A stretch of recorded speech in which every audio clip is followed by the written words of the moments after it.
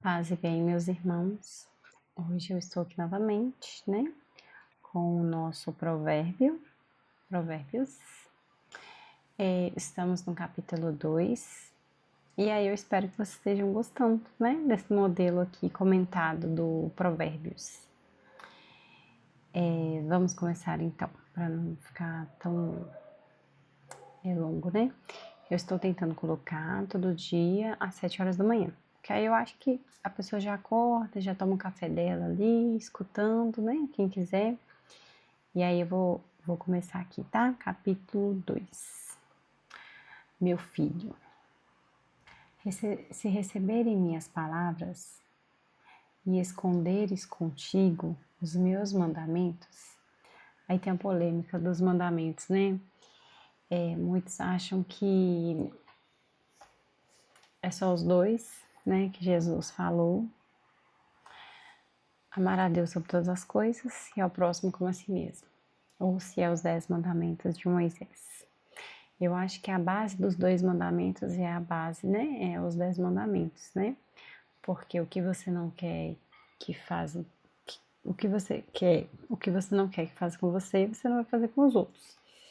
Então você não vai matar, você não vai roubar, você não vai ter cobiça, você não vai ter inveja e por aí vai. E o primeiro mandamento não precisa nem falar, né? Que é amar a Deus sobre todas as coisas. Então você vai amar ao nosso Senhor Jesus Cristo mais do que a si mesmo, né? Negue a si para que você possa seguir o Messias, né? Seguir o nosso Deus, nosso Senhor. Então eu acho que Deus foi tão misericordioso, né, conosco, que ele deu os provérbios. Ele não precisava disso, porque ele não precisa da gente, nós que precisamos dele, né? Mas ele é tão misericórdia que ele dá os provérbios para te ensinar, para me ensinar até como amá-lo, até como servi-lo, até para o nosso bem, né? Meu filho, se receberem a minha palavra e esconder contigo os meus mandamentos, né? Ele falando com a gente através de Salomão, né? Para que incline teu ouvido à sabedoria e apliques o teu coração ao entendimento. E se clamares por conhecimento e elevares tua voz por entendimento, se a buscares como a prata e a procurares como a tesouros escondidos, então entenderá o temor do Senhor e acharás o conhecimento de Deus. Então, assim, ele é tão misericordioso que ele não precisava do nosso amor, não precisava de nada, porque ele é nosso criador. Quem precisa dele aqui somos nós, né? Infelizmente, hoje em dia, a cultura moderna está colocando o oposto, né? Teve até um pastor, Dave, que ele foi infeliz na fala dele, né? Falando que nós somos o centro, o coração de Deus. Deus nos ama? Ama. Mas ele não precisa da gente, nós que precisamos dele. Então, com a sua misericórdia, ele vem aqui, né? E dá inspiração, da sabedoria para um homem que pediu, né?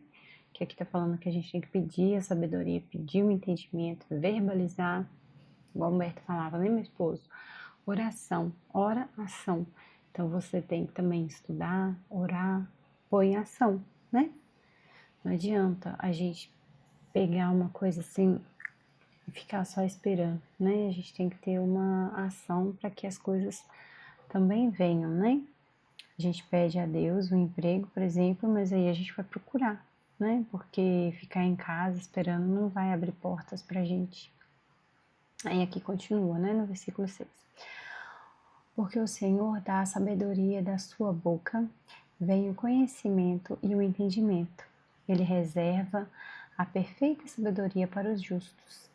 Ele é um banqueiro para aqueles que caminham corretamente. Mais uma vez, né, ele falando dos jovens. Eu creio que essa parte sempre dele falando para os jovens, né? Os jovens, os justos, porque na Bíblia está escrito, né? Que ensina a criança no caminho e ela nunca se desviará. Então, depois da fase infantil, né? Da fase de ser criança, vem a juventude. E é muitas pessoas que se perdem na juventude, né? Ainda mais com essa tecnologia. Eu quero falar para você, jovem, que está me escutando. Nós pais, né, que eu sou mãe, nós mães e pais, nós somos chatos. Somos chatos. Mas nós somos aqueles chatos que quer o seu bem, que não quer que você caia no buraco, não quer que você se perca nas suas vaidades, na sua arrogância, nos seus desejos, né? Então nós somos chatos nesse ponto, né? Nós não somos descolados. Eu fico muito triste porque muita gente vira para mim e fala assim: um dia suas filhas terão vergonha de você, terão vergonha de levar, né? Ai, mãe, sai, né? Não precisa me deixar na porta da escola porque você é careta. Muitos pais ouvem isso, e é uma dor no coração dos pais ouvir isso de um filho, né? Que ele sente vergonha, porque nós lutamos todos os dias, né? Para dar o melhor para os filhos, para conseguir sustentá-los, vesti-los, dar uma boa educação, passar um tempo com vocês, né? E para ouvir isso é muito triste. Então você, meu jovem querido, tenha mais compreensão com os mais velhos. Nós já vivemos coisas que vocês não viveram, então assim, nós queremos o bem de vocês, né? E as correções, elas, aí às vezes você fala, ah, mãe, mas minha mãe me bate às vezes, me corrige. Mas Deus também nos corrige como adultos, né? Nós não somos filhos mimados que temos tudo. Nós também somos corrigidos, Deus também puxa a nossa orelha. Quando nós estamos dispostos a educar vocês, é porque, né, nós queremos educar vocês, é um autoconhecimento e é uma autoeducação também, né? Porque nós não somos perfeitos, né? Os adultos não são perfeitos. A mamãe e o pai são imperfeitos, porque é a vida, nós somos assim, né? Nós precisamos sempre do nosso Senhor Jesus Cristo e pedir, que ó, Deus mesmo fala, pedir sabedoria, pedir entendimento, que vocês terão. Então, assim, o adulto, ele não é um ser perfeito, nós somos imperfeitos. Então, é importante que os jovens também tenham essa consciência, sabe? Vamos voltar. Ele guarda as veredas do juízo e preserva o caminho dos seus santos. Então entenderás a justiça, o juiz, a equidade, sim, toda boa verdade, toda boa vereda. Quando a sabedoria entrar no seu coração e o conhecimento for agradável à tua alma, a discrição te preservará e o entendimento te guardará. Essa parte é muito interessante, né? Se formos analisar. A discrição te preservará e o entendimento te guardará. Quando a gente pensa na discrição, é que muitas vezes as pessoas são estouradas nas emoções, né? Então, por exemplo, eu falo mesmo e eu vou falar na cara.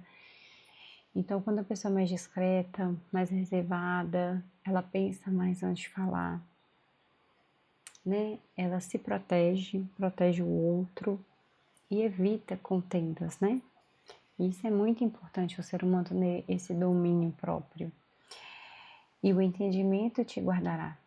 Se você, aqui ó, descrição. Se você tem a descrição, então você entendeu e ele te guardará. Né? Esse entendimento vai te guardar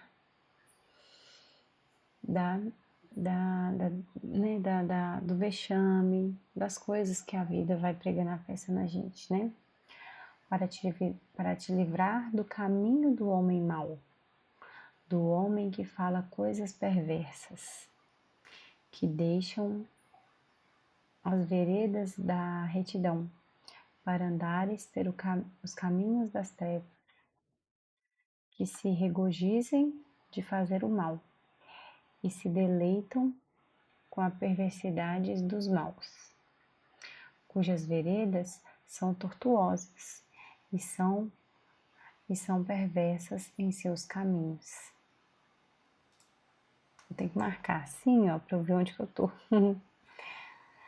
Para te livrar da mulher estrangeira e até mesmo da estrangeira que lisonjeia com suas palavras, que abandona a guia da tua mocidade, que abandona a guia da sua mocidade e se esquece do pacto do seu Deus. Olha para você ver o pacto com Deus. Quando você casa, você faz um pacto com Deus, né? Você faz uma aliança com Deus. Porque a sua casa se inclina para a morte e as suas veredas para os mortos. Nenhum dos que vão até ela retorna novamente, nem retornam às veredas da vida. Para que tu possas andar pelo caminho dos homens bons e guardar as veredas dos justos, porque os retos habitarão a terra e os perfeitos permanecerão nela, mas os ímpios serão arrancados da terra e os transgressores serão exterminados dela. Olha para você ver, né? É Deus fazendo essa comparação, que a mulher vai destruir a própria casa, né? Porque ela vai seguindo as paixões, o coração dela, os desejos da carne. Existe uma diferença muito grande que eu vejo, assim. Nós temos a carne, né, que é o nosso corpo físico, e nós temos a nossa alma, o nosso espírito. E isso aqui, que falando em Provérbios, é justamente para que a gente possa ouvir mais, se inclinar mais para ouvir a espiritualidade, ouvir Deus, né? Para que nós não possamos alimentar a nossa carne, que a nossa carne ela é fraca e quando você alimenta mais a carne, o espírito fica mais fraco. E uma alma fraca, o espírito fraco, você vê nitidamente na pessoa, né? As suas fraquezas, vai se esvaindo assim aquela luz da pessoa, né? A gente possa ter essa sabedoria que Deus promete pra gente, né? Vamos pedir a sabedoria, vamos pedir o entendimento da palavra de Deus. E eu gosto de vir estudar com vocês Provérbios, mesmo que venha poucas pessoas, mas se uma estiver me entendendo, se uma estiver aqui comigo, já é um grande ganho, né? Para Jesus.